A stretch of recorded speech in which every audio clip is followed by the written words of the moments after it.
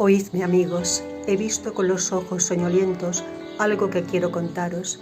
Es la madrugada, un preso enfrente de mí despierta, se incorpora sobre un codo, lía un cigarro, se sienta, mientras fuma tiene ausente la mirada, como dormida la frente, sueña el viento en la ventana.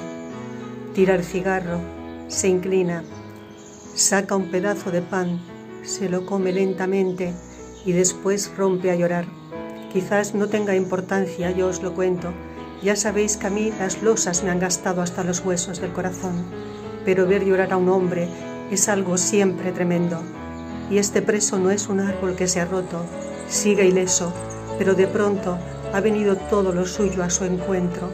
En esta noche tranquila, con su dolor en mi pecho, le miro, no puede verme, sus ojos están muy lejos, sus ojos cerca, llorando, tan suave, tan hondamente, que apenas si mueve el aire y el silencio.